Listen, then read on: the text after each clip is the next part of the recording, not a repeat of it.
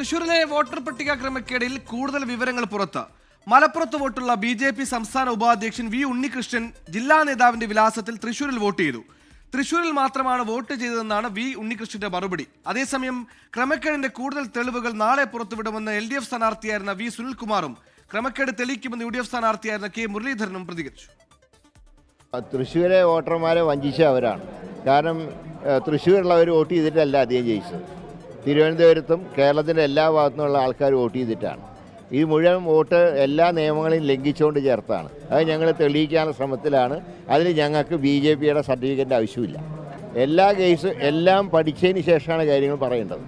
അതായത് ഒരിക്കൽ തട്ടിപ്പ് നടത്തിയിട്ട് കണ്ടുപിടിച്ചില്ല എന്ന് വിചാരിച്ചാൽ എന്തെങ്കിലും തട്ടിപ്പ് കണ്ടുപിടിക്കും. അതാണ് അദ്ദേഹം മനസ്സിലാക്കേണ്ടത്. തൃശ്ശൂർ പാർലമെൻറ്റ് മണ്ഡലത്തിൽ BJPയുടെ നേതൃത്വത്തിൽ നടന്നിട്ടുള്ള വോട്ട് കൃത്രിമത്തെ സംബന്ധിച്ച് നടത്തിയ പ്രതികരണത്തെ തുടർന്ന് സംസ്ഥാന election chief officer Rathan U Kelkar എനിക്ക് കഴിഞ്ഞ ദിവസം ഒരു നോട്ടീസ് തന്നിരുന്നു.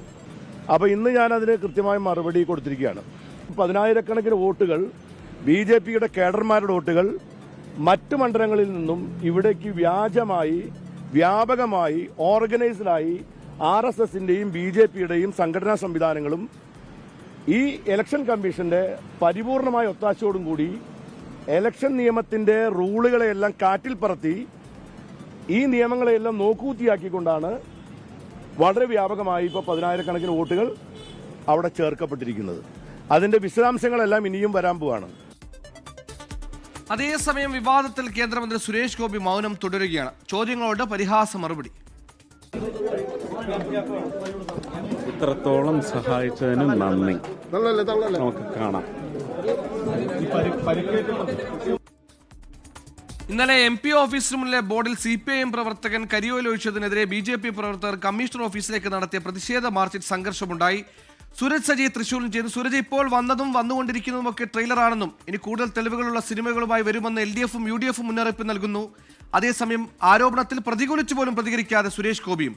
വിവരങ്ങൾ സുഹേൽ, തീർച്ചയായും ഇന്നും കൂടുതൽ വിവരങ്ങൾ ഈ വോട്ടർ പട്ടിക ക്രമക്കേടുമായി ബന്ധപ്പെട്ടുകൊണ്ട് പുറത്തു വന്നിരുന്നു. BJPയുടെ ജില്ലാ വൈസ് പ്രസിഡന്റ് ആയിട്ടുള്ള വി ആതിരയുടെ പേരിൽ സംസ്ഥാന ഉപാധ്യക്ഷൻ വി ഉണ്ണികൃഷ്ണൻ വോട്ടർ പട്ടികയിൽ പേര് ചേർത്തു എന്നുള്ളതാണ് ഇതിൽ പുറത്തു വന്ന പ്രധാനപ്പെട്ട വിവരം. ഉണ്ണികൃഷ്ണന് പൊന്നാനി മണ്ഡലത്തിൽ വോട്ടുണ്ടായിരുന്നു, പക്ഷേ തൃശൂർ മണ്ഡലത്തിൽ മാത്രമാണ് അദ്ദേഹം വോട്ട് രേഖപ്പെടുത്തിയതെന്നുള്ളതാണ് അദ്ദേഹം വിശദീകരിക്കുന്ന കാര്യം. പക്ഷേ എങ്ങനെ ഈ സംസ്ഥാന ജില്ലാ വൈസ് പ്രസിഡന്റിന്റെ മേൽവിലാസത്തിൽ ഇത്തരത്തിൽ വോട്ടർ പട്ടികയിൽ പേര് ചേർത്തു എന്നതിൽ ഒരു വ്യക്തമായ മറുപടി നൽകാൻ BJP നേതൃത്വത്തിനും കഴിയുന്നില്ല. 1.5 വർഷക്കാലത്തോളം തെരഞ്ഞെടുപ്പ് പ്രചാരണത്തിന്റെ പ്രവർത്തനങ്ങളുടെ ഭാഗമായി ഈ ഉണ്ണികൃഷ്ണൻ തൃശൂർ കേന്ദ്രീകരിച്ചുകൊണ്ട് പ്രവർത്തിച്ചിരുന്നെന്നും അതിന്റെ ഭാഗമായിക്കൊണ്ടാണ് വോട്ടർ പട്ടികയിലേക്ക് പേര് മാറ്റിയതെന്നുള്ളതാണ് പറയുന്നത്. പക്ഷെ അപ്പോഴും ഈ മേൽവിലാസം എങ്ങനെ വന്നു എന്നതിൽ BLOക്കടക്കം മറുപടിയില്ലാത്തൊരു സാഹചര്യമാണ്. അതോടൊപ്പം തന്നെ LDF ആകട്ടെ UDF ആകട്ടെ അവർ ആരോപണങ്ങൾ കടുപ്പിക്കുകയാണ്. ഇന്ന് VS സുനിൽകുമാർ അടക്കം തെരഞ്ഞെടുപ്പ് കമ്മീഷൻ കഴിഞ്ഞ ദിവസം സുനിൽകുമാറിന് അയച്ച കത്തിൽ വിശദമായ മറുപടി നൽകുകയും ചെയ്തു.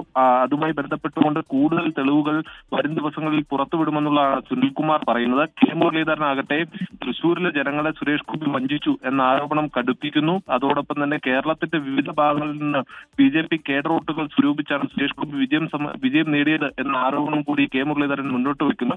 BJP ആകട്ടെ ഇപ്പോൾ വീണ് കിട്ടിയ രാഷ്ട്രീയ ആയുധം എന്ന നിലയ്ക്ക് സുരേഷ് ഗോപിയുടെ ഓഫീസിലെ ബോർഡിൽ കരിയോയിൽ ഒഴിച്ച വിഷയം രാഷ്ട്രീയ ആയുധമാക്കി മാറ്റുന്ന ഒരു സാഹചര്യം കൂടിയാണ് നിലവിലുള്ളത്. ദേശാടന പക്ഷികളെ പോലെ തെരഞ്ഞെടുപ്പ് എടുത്തപ്പോൾ തൃശ്ശൂരിലേക്ക് ആരൊക്കെയെത്തി വോട്ട് രേഖപ്പെടുത്തി. തെരഞ്ഞെടുപ്പ് കഴിഞ്ഞപ്പോൾ തിരികെ പറന്നുവെന്നാണ് ആരോപണം. അതിനൊക്കെ കൃത്യമായ തെളിവുകൾ പുറത്തുവിടുന്നു. ക്രമക്കേടുണ്ടെന്ന ആരോപണത്തിൽ പക്ഷേ സുരേഷ് ഗോപി മാത്രം പ്രതികരിക്കുന്നു.